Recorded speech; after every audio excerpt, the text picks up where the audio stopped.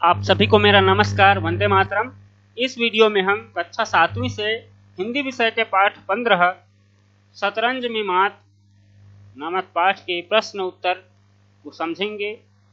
इस पाठ के जो रचनाकार हैं या फिर लेखक कह सकते हैं, उनका नाम डॉक्टर श्री प्रसाद है, आप याद रखिएगा। और ये जो कहानी है यह तेनालीराम वाली कहानी है। तो चलिए इसके प्रश्न उत्तर की ओर हम आगे बढ़ते हैं, देखते हैं। जो भी प्रश्न हैं उनके उत्तर मैं आप सभी को समझाने का प्रयास करूंगा।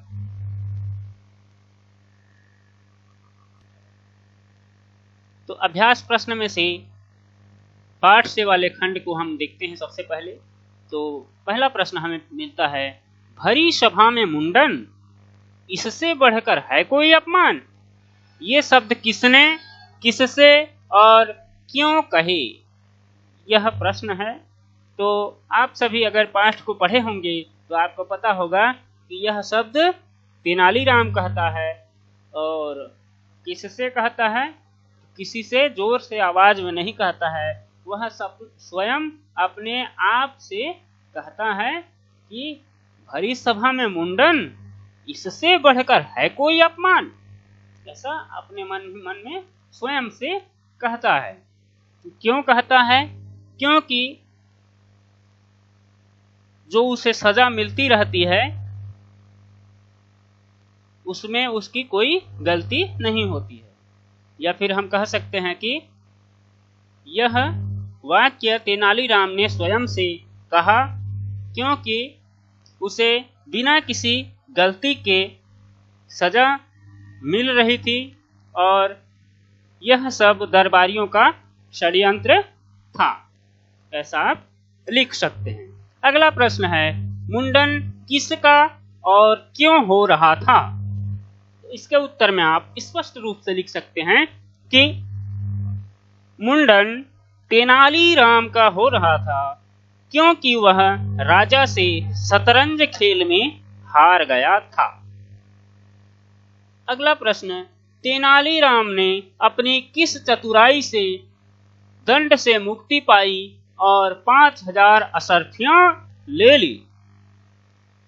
तो पढ़े होंगे तो जान रहे होंगे कि जब उसका मुंडन होने वाला रहता है तो एक ट्रिक आजमाता है और राजा को बेवकूफ बनाने का काम करता है। क्या करता है? तो उत्तर में क्या करता है उसी को लिखना है। थोड़ा लंबा होगा लेकिन ये याद करने में आसान भी होगा, क्योंकि आप पाठ को पढ़े हैं तो समझ लिए हैं, अपने शब्दों में आप लिख सकते हैं। उत्तर में आप लिखिएगा, तेनालीराम ने महाराज से कहा कि अपने इन केसों पर हमने 5000 अशर्फियां उधार ली हैं। जब तक वह उधार वापस न कर दूं तब तक इन्हें कटाने का मुझको अधिकार नहीं है। राजा ने 5000 अशर्फियां खजाने से तेनाली के घर भिजवा दिया। फिर तेनालीराम ने राजा से कहा कि मेरे माता पिता की मृत्यु के बाद अब आप ही मेरे माता पिता हैं।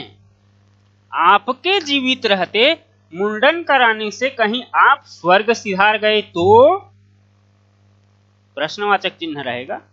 यह सुनते ही राजा ने सोचा कहीं ऐसा सच में हो गया तो, फिर प्रश्नवाचक चिन्ह। उन्होंने तेनालीराम के दंड को वापस ले लिया। ठीक है, आप इतना ही इसमें उत्तर लिखेंगे। ये कहानी आप पढ़े हैं तो क्या होता है आप जानते होंगे। अगला प्रश्न है, दरबारी तेनालीराम से क्यों चिढ़ते थे, कारणों को लिखिए। तो उत्तर में आप लिखिएगा, दरबारी तेनालीराम की बुद्धि, चातुर्य, वाक्पटुता और हाजिर जवाबी से चिढ़ते थे। क्या से चिढ़ते थे? दरबारी तेनालीराम की बुद्धि, चातुर्य, वाक्पटुता और हाजिर जवाबी से चिढ़ते थे क्योंकि उनके इन्हीं गुणों के कारण राजा कृष्णदेव राय उनसे प्रसन्न रहते थे। तो उत्तर यहाँ पे समाप्त हो जाता है। तो पाठ से वाले खंड में इसमें 4 ही प्रश्न हैं, दूसरे पाठों की तरह बहुत ज़्यादा प्रश्न है नहीं। तो अब भाषा से वाले खंड को हम देखते हैं तो इसमें क्या प्रश्न मिलता है। सिर चढ़ना। प्रस्तुत एकांकी में आपने यह मुहावरा पढ़ा। ऐसे ही सिर पर लिखे गए 4 और मुहावरे लिखिए तथा वाक्यों में प्रयोग कीजिए। तो पहला आप लिख सकते हैं सिर झुकाना। सिर झुकाना का अर्थ हो जाएगा हार मानना। ठीक है। अब वाक्य में प्रयोग आप लिख सकते हैं कि उसकी श्रद्धा के सम्मुख मुझे सिर झुकाना नहीं पड़ा। अगला हो जाएगा दूसरा सिर धुनना। इसका अर्थ है पछताना। ठीक है। सिर धुनना का अर्थ है पछताना। तो वाक्य प्रयोग लिख सकते हैं समय निकल जाने पर सिर धुनने का कोई फायदा नहीं है। अगला हो जाएगा सिर चकराना, मतलब सिर घूमना। वाक्य प्रयोग में लिख सकते हैं उसकी बकबक को सुन मेरा सिर चकराने लगा। अगला हो जाएगा सिर उठाना, विरोध में खड़ा होना। सिर उठाना मतलब विरोध में खड़ा होना। वाक्य प्रयोग है उसमें इतनी हिम्मत कहां जो हमारे सामने सिर उठा सके। अगला प्रश्न है नीचे कुछ संज्ञाएं दी गई हैं, आपको इनसे विशेषण बनाने हैं।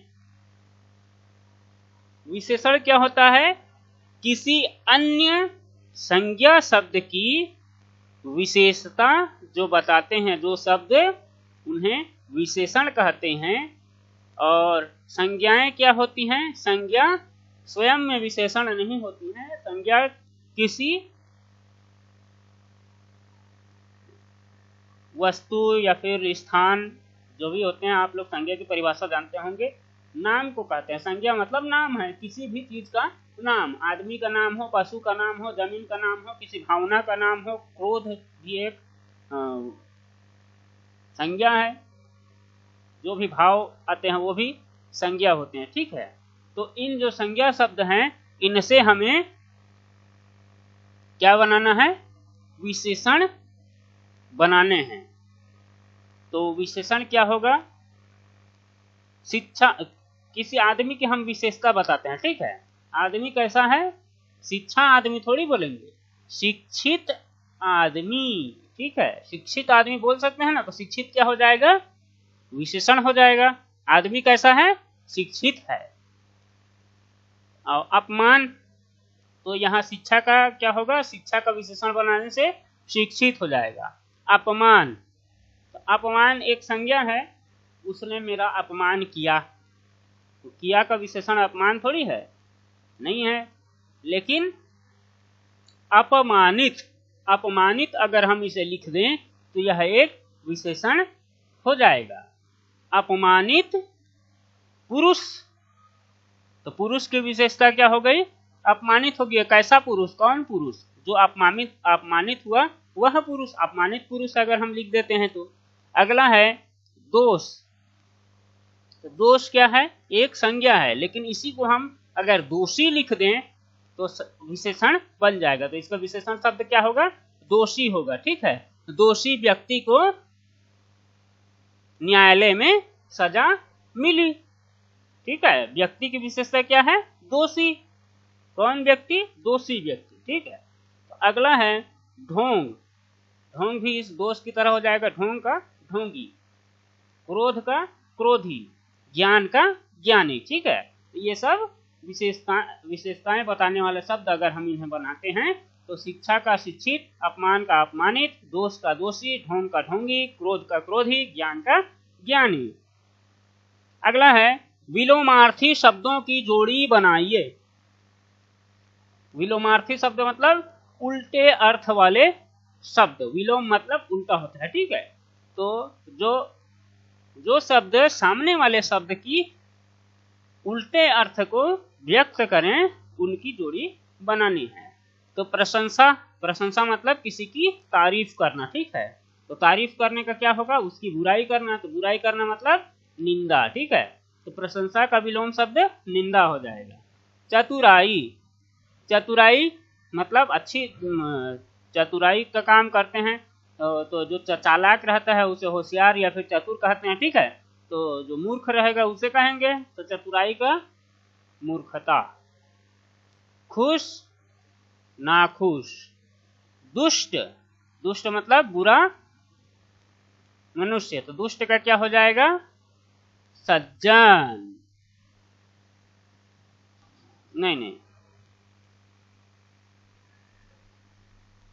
ठीक है, दुष्ट का हो जाएगा सज्जन, उत्तम का हो जाएगा अधम, जय का पराजय, व्यवस्था अव्यवस्था। तो ठीक है, आप लोग समझ गए कि विलोम अर्थ क्या होता है, आप पहले से ही जानते हैं, ये प्राइमरी छोटी 5वीं कक्षाओं में भी इसे ऐसे प्रश्न होते हैं, तो आप लोग अच्छे से इसे समझ गए होंगे। तो इस पाठ के जो प्रश्न उत्तर हैं यही समाप्त होते हैं। अगर आप लोगों को यह वीडियो पसंद आया हो, मेरे बताए गए उत्तर आप लोगों को समझ में आए हों, तो इस वीडियो को जरूर लाइक करें, जितना हो सके शेयर करने का प्रयास करें और मेरे YouTube चैनल को भी सब्सक्राइब करना ना भूलें। धन्यवाद।